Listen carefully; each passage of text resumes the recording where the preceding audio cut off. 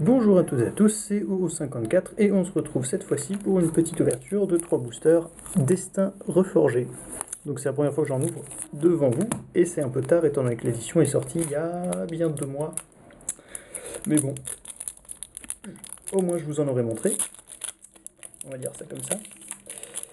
Sachant qu'on peut trouver aussi dans ces éditions des Fetchlands si on a de la chance.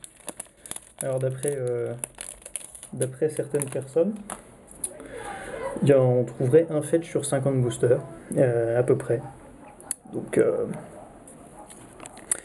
je ne sais pas, j'ai jamais vérifié. J'ai pas ouvert beaucoup de boosters Destin Reforgé, donc je peux pas vous confirmer ça. Alors, marque rune d'Abzan. Vengeance ancestrale. Consigné à l'existence. Ratifoïdien. Ça, en limité, ça fait le café. Inspecteur Avemain.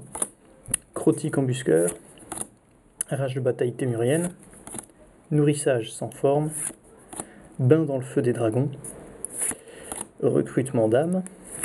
On arrive au Zonko. Barricade Jeskai. Casseur de chambre forte. Expert brumefeu. Et la rare. Siège de l'avant-poste. Alors ce qui est marrant avec le cycle des sièges, donc on parle de cycle, pour ceux, je parle pour les nouveaux joueurs, hein. Donc les cycles de cartes, c'est des cartes qui ont le même fonctionnement, mais pour chacune des 5 couleurs. On peut dire que par exemple, pour les éditions de base, vous avez 5 arpenteurs, un dans chaque couleur. Et ben, on peut parler de cycle des arpenteurs. Voilà, donc ici c'est le cycle des sièges, c'est-à-dire que pour chacune des 5 couleurs, vous aurez une carte qui commencera par siège, puis ensuite un autre nom, et vous pourrez choisir un effet un peu similaire. C'est-à-dire que là, vous pouvez choisir entre canne et dragon, et tous les sièges fonctionnent de cette manière. Et ce qui est sympa, c'est que en fait, Destin Reforgé, c'est une édition qui a été designée pour être draftée soit avec Canne de Tarkir, soit avec les dragons de Tarkir. Donc je trouve que c'est assez sympa comme petit fonctionnement. Enfin voilà, comme conception. Donc ensuite, nous avons une cordillère marquée par les vents. Donc ce n'est pas un fetch. Petite carte promo. Allez, on passe au deuxième booster.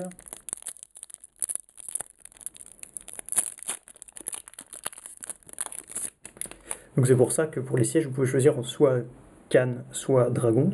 C'est grosso modo, c'est prévu pour qu'un effet soit mieux dans une certaine édition que dans l'autre. Alors, marque rune de Sultai. Garde-crâne Sultai. Avantage absent. Djinn de la voie du lotus. Chuchoteuse des terres sauvages. Traceur lumineux de guerre. Tranche-talon gobelin. Cruchoc. Qu'est-ce que c'est que ce nom? Cruchoc à grande corne. Ogre provocateur. On passe aux Zonko. Balafre sauvage. Plutôt une bonne petite carte. Expert brumefeu. Défense sans réserve. Et la rare. Vengeur œil sage. D'accord. Bon, pas tip top. Et haute terre rocailleuse, donc. Ah, une petite foil quand même. Donc, obscure transaction. Chaque joueur se défausse de toutes les cartes de sa main et pioche ensuite autant de cartes moins une. Ouais. Je sais pas ce que ça vaut, honnêtement. Mais bon, j'ai ouvert deux petites feuilles aujourd'hui. Parce que j'ai fait la vidéo avec les boosters de 4 de Tarkir en même temps.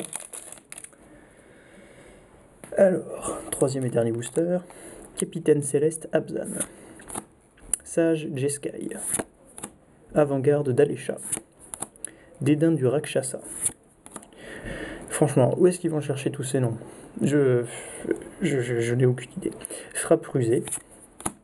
Dommages collatéraux. Mastodonte des frontières.